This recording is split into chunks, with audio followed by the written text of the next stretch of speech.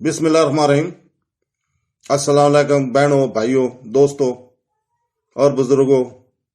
ہم رمضان کے بارے میں بتا رہے ہیں کہ سیکس کب حرام ہے، جمع کب حرام ہے، اور اس کے اوقات کیا ہیں اور دن کیا ہیں۔ تو دوستو، اسلام نے حیض کے دوران ہم بستری کو حرام قرار دیا ہے۔ قرآن پاک کہتا ہے وہ تم سے حیض کے بارے میں پوچھتے ہیں، کہو حیض عورتوں کے لیے تکلیف دہ ہے، حیض کے دوران ان سے مباشرت نہ کرو، اور جب تک خون بند نہ ہو جائے ان کے قریب نہ جاؤ، پھر جب وہ پاک ہو جائیں تو تم ان میں جاؤ جیسا کہ اللہ نے تمہیں حکم دیا ہے۔ یہ سورہ بقرہ کی آیت نمبر 222 ہے۔ شریعت کے مطابق ماہواری کی مدت 3 سے 10 دن کے درمیان ہے۔ اگر خون 3 دن سے کم رہا ہو تو یہ حیض نہیں ہے۔ اگر 10 دن سے زیادہ ہو تو حیض کے دنوں کی مقررہ تعداد اور باقی خون کے لیے استحاضہ ہے، اس میں ہم بستری کی اجازت ہے۔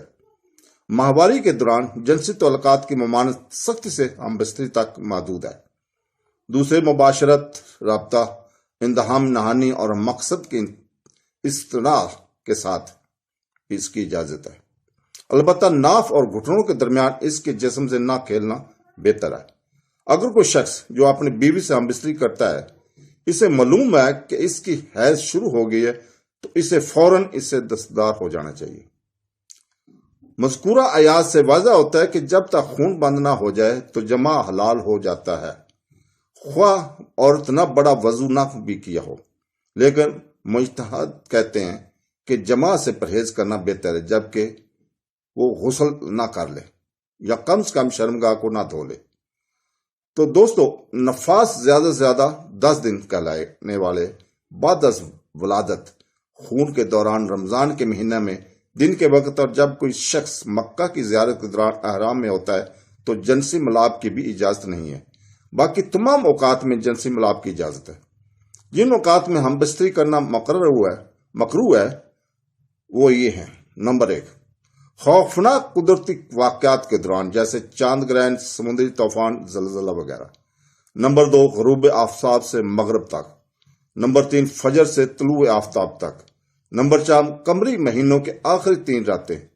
نمبر 5، ہر قمری مہینے کی 15 تاریخ کی شام۔ نمبر 6، 10 ذی الحج کی شام۔ نمبر 7، جنب ہونے کے بعد۔ جنسی تعلقات کے لیے تجویز کردہ دن اور اوقات یہ ہیں۔ ہمارے پاس بعض احادیث موجود ہیں جن میں کہا گیا کہ ان اوقات میں جمع کرنا افضل ہے۔ نمبر 1، اتوار کی رات۔ نمبر 2، پیر کی رات۔ نمبر 3، بدھ کی رات۔ نمبر 4، جمعرات کی دوپہر۔ نمبر 5، جمعرات کی رات۔ نمبر 6، جمعرات کی شام۔ نمبر 7، جب بھی بیوی ہم بستری کرنا چاہے، ہم بستری واجب ہے۔ مرد پر ہر 4 مہینے میں کم سے کم ایک بار اپنی بیوی سے ہم بستری کرنا واجب ہے۔ یہ بیوی کے ازواجی حقوق میں سے ایک سمجھا جاتا ہے۔ یہ فرض اس وقت تک قائم رہتا ہے جب تک کہ کوئی عذر نہ ہو یا بیوی اپنا حق نہ چھوڑ دے۔ سب سے پہلے یہ واضح کر دینا چاہیے کہ ماہ رمضان میں شوہر رات کو اپنی بیوی سے ہم بستری کر سکتا ہے۔ یہ حکم قرآن میں بالکل واضح ہے۔ قرآن مجید میں اللہ تعالیٰ فرماتا ہے، تمہارے لیے روزے کی رات کو اپنی بیویوں کے پاس جانا حلال کیا گیا ہے، وہ تمہارے لیے لباس ہیں اور تم ان کے لیے لباس ہو۔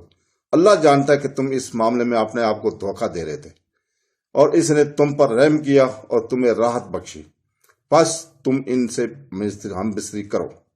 اس چیز کو تلاش کرو جو اللہ نے تمہارے لیے لکھ دیا ہے، اور کھاؤ پیو یہاں تک کہ سفید دھارا تم پر فجر کی سیاہ دھاگے سے تمہیں نمایاں نہ ہو جائے۔ پھر رات ہونے تک روزہ رکھو اور ان کو ہاتھ نہ لگاؤ، بلکہ مساجد میں عبادت کرو، یہ اللہ کی مقرر کردہ حدیں ہیں، ان کے قریب نہ جاؤ۔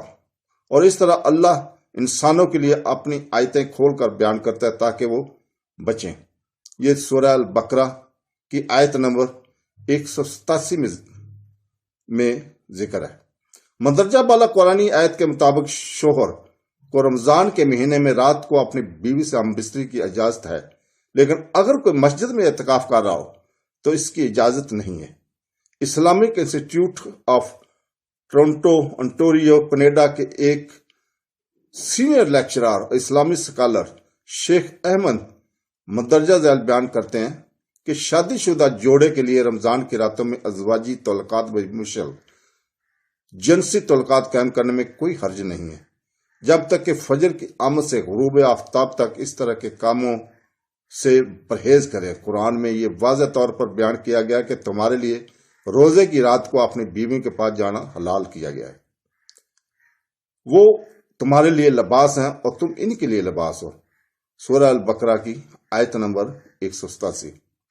اللہ تعالیٰ سے دعا ہے کہ وہ ہمیں قرآن، تفسیر، حدیث پڑھنے، سمجھنے اور اس پہ عمل کرنے کی توفیق عطا فرمائے۔ آمین ثم آمین۔ اللہ حافظ۔